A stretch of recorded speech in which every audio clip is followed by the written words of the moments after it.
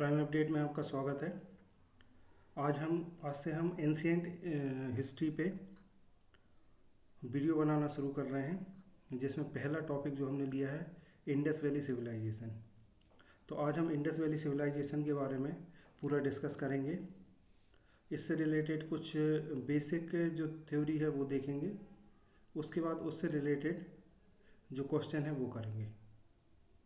तो टाइम को वेस्ट ना करते हुए सबसे पहले हम बात करें पीरियड की।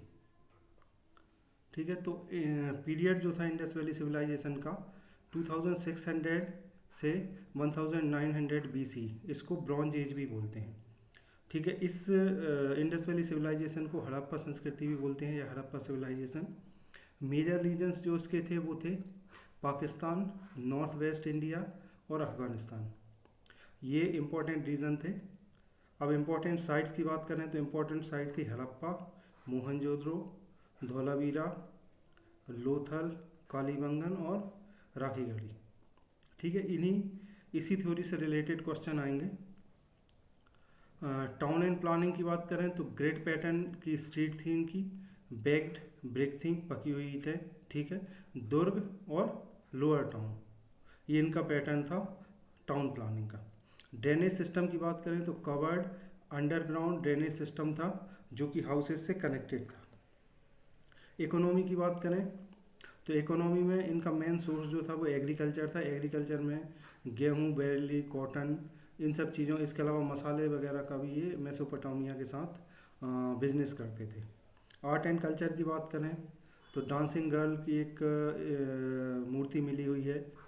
ठीक है, प्रीस्ट किंग का स्टेटस देखने को मिला है। ठीक है, सील्स। रिलीजन की बात करें तो मदर गॉडेस की ये लोग पूजा करते थे, जैसा कि हमें हिस्ट्री में मिला है।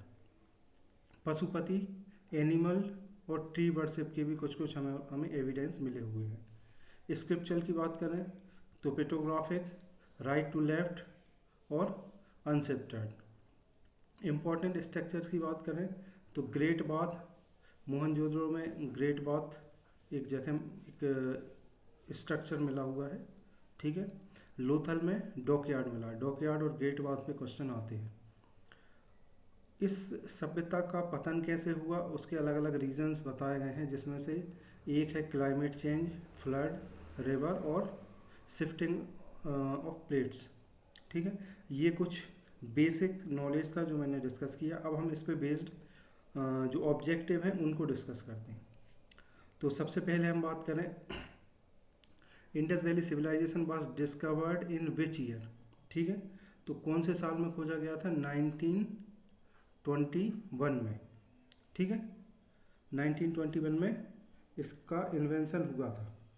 ठीक है, 1924 में जॉन मार्शल जो थे वो एएसआई के, Indian archaeological survey of India के डायरेक्टर जनरल थे 1924 में।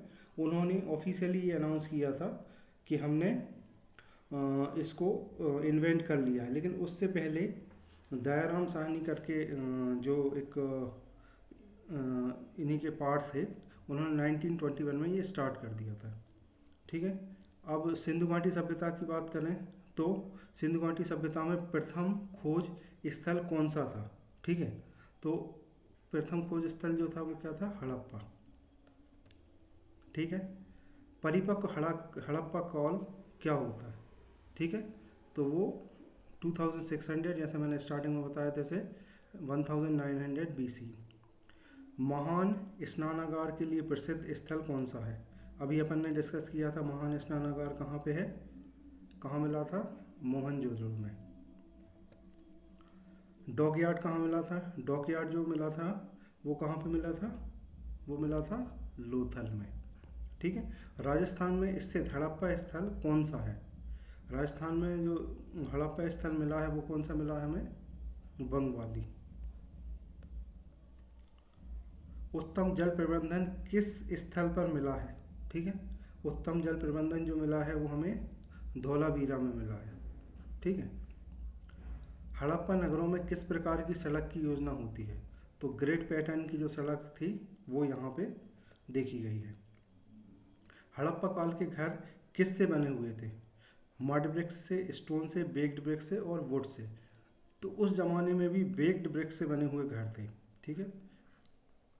उन्नत स्वच्छता का प्रमाण कहाँ से मिलता है? उन्नत स्वच्छता का प्रमाण क्या है? ठीक है। तो ड्रेनेज सिस्टम जो था हड़प्पा संस्कृति का या इंडस वैली सिविलाइजेशन का, वो उनकी स्वच्छता का प्रमाण देता था। हड़प्पा वासियों का मुख्य व्यवसाय क्या था? ठीक है। तो हड़प्पा वासियों का जो मुख्य व्यवसाय था, जैसा हमने डिस्कस किया है, वो था एग्रीकल्चर। एग्रीकल्चर प्रोडक्ट का ही वो मेसोपोटामिया के साथ व्यापार किया करते थे। हड़प्पा वासियों द्वारा पहली बार उगाई गई फसल कौन सी है? ठीक है। तो पहली बार उगाई गई फसल जो है वो क्या थी? कॉटन। व्यापारिक संबंध किसके साथ थे? ठीक है। तो इंडस वैली सिविलाइजेशन के जो व्यापारिक संबंध थे वो हमें किसके साथ देखने मिले? मेसोपोटामिया के साथ। मानकीकृत बांट बने होते हैं। ठीक है। मानकीकृत बांट जो थे वो किस चीज़ के बने थे? स्टोन के। नृत्य करती बालिका की मूर्ति बनी है। ठीक है। नृत्य करती बालिका की जो मूर्ति मिली है वो किससे बनी है? वो ब्रॉन्ज से बनी हुई है। पुरोहित राजा की मूर्ति संबंधित है। पुरोहित और राजा की जो मूर्ति है वो किस चीज़ से संबंधित है? मोहनजोदाड़ो। हड़प्पा मोहरों का मुख्य उपयोग था। हड़प्पा काल की जो मोहरें थीं उनका जो मुख्य उपयोग था वो क्या था? Decoration, currency, trade and identification, religion, rituals. तो उनका क्या था? करेंसी। हड़प्पा संस्कृति में किसकी पूजा होती थी? हड़प्पा संस्कृति में जो है वो किसकी पूजा होती थी? मदर गॉडनेस की। ठीक है। पशुपति मोहर किससे जुड़ी हुई है? पशुपति मोहर जो है वो किससे जुड़ी हुई है? वो जुड़ी हुई है लॉर्ड शिवा से। सिंधु घाटी में मंदिरों का प्रमाण, सिंधु घाटी में जो मंदिरों का प्रमाण है वो नहीं मिला है। सिंधु लिपि, सिंधु लिपि जो है वो किससे रिलेटेड है? पिक्चोरियल ग्राफिक्स से। ठीक है। सिंधु लिपि लिखी जाती है। सिंधु लिपि जो है वो अभी तक कोई समझ नहीं पाया। सिंधु लिपि लिखी जाती है। ठीक है। कैसे लिखी जाती है? राइट से लेफ्ट। सिंधु लिपि को किया जाता है fully dissipated, partially dissipated, not dissipated और ट्रांसलेटेड। ठीक है। तो इसका आंसर है नॉट डिसिपेटेड। अभी तक इसको कोई आइडेंटिफाई नहीं कर पाया। सिंधु घाटी सभ्यता का पतन, सिंधु घाटी सभ्यता के पतन का जो रीज़न था वो क्या था? ग्रेजुअल रीज़न था। मतलब कोई पर्टिकुलर एक रीज़न नहीं था, धीरे धीरे वो समाप्त हो गई। पतन का एक प्रमुख कारण जो था वो क्या था? पतन का एक जो प्रमुख कारण था वो था क्लाइमेट चेंज।